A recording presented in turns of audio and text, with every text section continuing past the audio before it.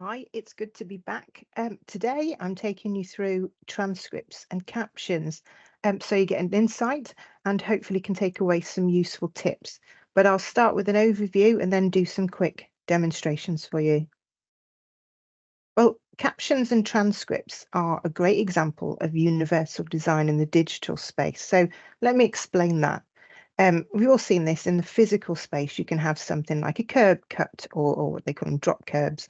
And they can be used universally. So they benefit a range of people, such as those in wheelchairs, prams, pushchairs, people on bikes, rolling suitcases, on rollerblades. Um, they've also got raised tactile bumps, so it's clear for those who are blind or partially sighted that the pavement is nearing an end, or they're near a road, or on a train station, you've probably seen them at the edge of a platform. So if you think about universal design being for as many people as possible, captions and transcripts kind of meet a similar need, if you like. So captions help those with hearing impairments mainly, or that's what they were kind of invented for.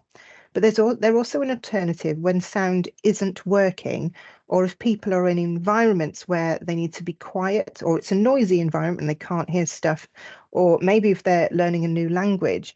Captions are a great alternative for sound, especially if you can't hear it. But what if you have a visual impairment and an audio impairment? A transcript is another great alternative, and that's especially for those who use braille displays who can then read and engage with content through their fingers.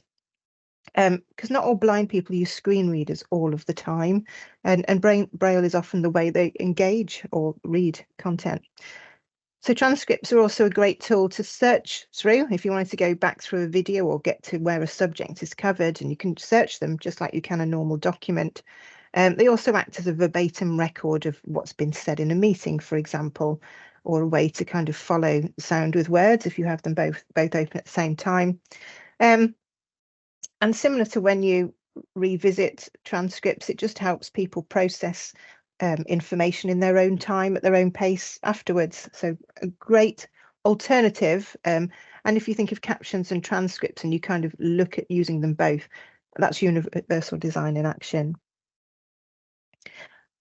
But most of the time we think about captions primarily related to hearing impairments, but those with visual impairments, there's stuff that can be done too, because they too can miss vital content. So there's something called audio descriptions. You don't come across these very much in the mainstream yet, but it's worth knowing about if you needed to consider them or have them made part of a video. Because an audio description describes what is happening on screen as well as things people say, because captions only capture the spoken word. So in a video that's got silent moments or there's sort of action going on but nothing said, the audio description would help describe what's happening as well. There's a macular degeneration video, screenshots of it on screen. We can put that in the resources below. But it describes macular degeneration and how people are seeing the world as their sight deteriorates. So there's not a huge amount of spoken words in it, but as well as the spoken word, there's a soundtrack that narrates the visuals on the screen too. So the ones I've got on this slide at the moment, the audio description says something like son hands flowers to mum. So it's telling you the action on screen. The other screen grab is mum trying to prepare the dinner and blurred patches in her sight are getting larger. And that's kind of narrated over the top of the actual audio of people speaking. So there are lots of tools that can help you create captions or transcripts. It doesn't have to be a tedious thing. A lot of tools now do automated things. So for example, in PowerPoint, you can add captions as you present. So you may not be recording it necessarily. You may be in a classroom and having captions for those at the back is an ideal scenario. That's really simple to do, and I can do a demonstration in a bit. In Teams, you can add captions as you present or have meetings where you have captions as you go. It doesn't need to necessarily be a presentation. YouTube adds captions now. It automates them quite a lot, but they do need checking. So all of these things do need checking. Transcripts, when you record a Teams meeting, you can download a transcript of that team meeting. And what's quite good with that is it often gives the names of the people who actually spoke. I find that particularly useful. And on Microsoft Stream, if you've ever uploaded videos to Stream, or often when you've done your, say, a recording of a Teams video, that obviously often goes up to Stream, or you can view it in Stream, and you can actually download a transcript from there as well. So there's some tools that really can help you along. But when transcripts or captions are automated, they don't often always get it right. And it could be because of an accent, or it didn't quite catch what you said correctly. So it's vital to check them. So, for example, on screen, when subtitles are live on TV, they don't always capture it perfectly. So on screen, I've got a few examples. I'll just go and talk through a couple of them. The first one to the top left, we might be bad at some things, but we're also good at queuing, is what it was supposed to say. But what was displayed in the subtitles, we might be bad at some things, but we're also good at killing. A completely different context and message coming across there, hence the need to check. Another example on screen is from the Queen's birthday parade.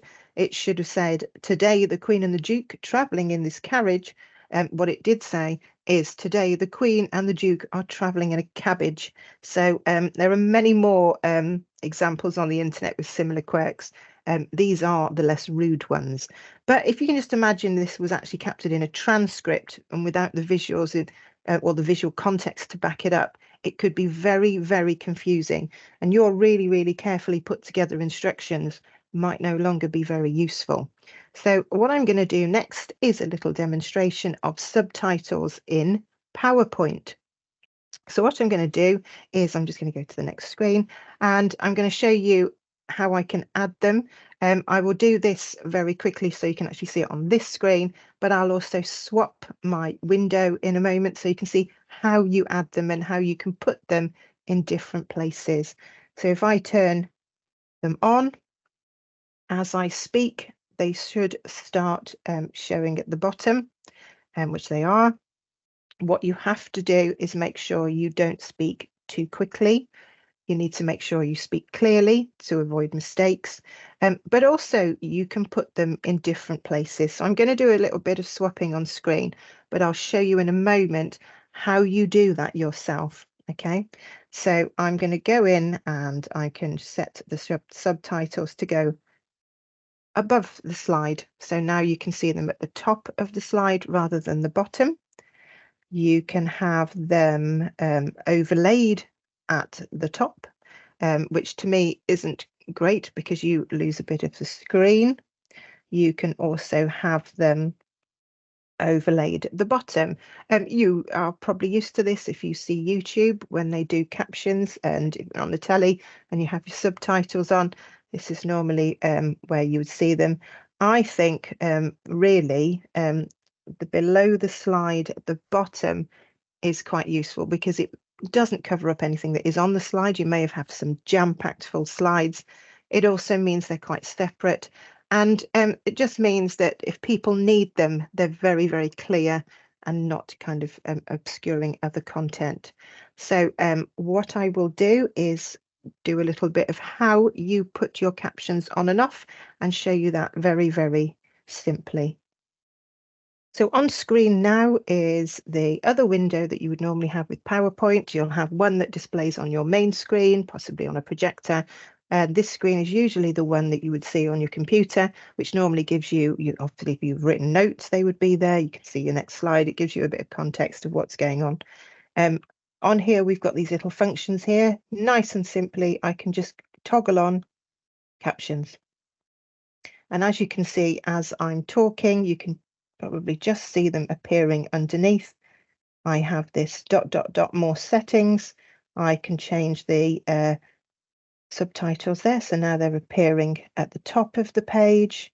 You can see I'm going to top overlaid. You can see them appearing there. And I can do them bottom overlaid. They're appearing, as I said, that the way YouTube does it. But I always prefer below the slide there. So that's how you can switch captions on or off. If I decide I don't want them on, I can just toggle them off or toggle them on. So as you can see, that's how you do captions or live captions in your PowerPoint. So next I'm going to do a demonstration of a recording from Teams. To get a transcript from Stream, you can access the recordings of your meeting or whatever from the chat function in Teams. So let me show you how. Okay, so let's have a look. We've been doing a recording and we are now wanting to look at that recording. You can open recordings that you've done in Stream. So you can open in Stream. This one I've already got open. So with it open, you have video settings here. On the right hand side, you can open your video settings. And what you can do to download a transcript of this video is you can generate a transcript.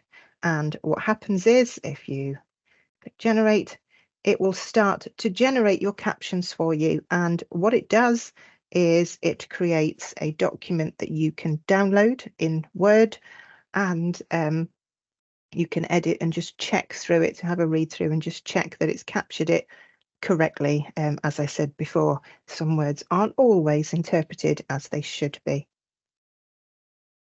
So once it's finished generating your transcript, you can look at it in two different places. So we can have a very quick look over on the right hand side at transcript, and we can scroll through and just check it out and edit it if we wanted to. So that's a really good tool to be able to kind of help you check it's all okay.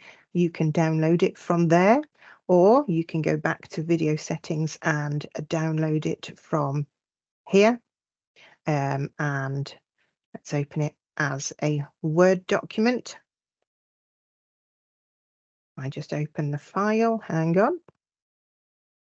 And this is what you get. It's time stamped, but you can just as easily go in and check it. Sometimes it's really useful to have this time stamping because you can actually upload it to something like YouTube, and it's really helpful because it knows where to put stuff. So that is how you can create a transcript from Stream. So let's recap. So there are many tools that can create captions, such as live captions on PowerPoint I've demonstrated. There are also tools that can create transcripts that you can download easily, and I've shown you how that can be done in Stream. But there are other tools that can support similar, and we can capture some more guidance for those in the resources section below. But one thing to remember as well, as I said, is although they're very quick ways to switch captions on or automate those transcripts, you will always need to double check that they're correct. Otherwise, what was once clear on your video or in meetings could become very confusing. So I hope this has been useful, and I look forward to showing you more quick tips next time.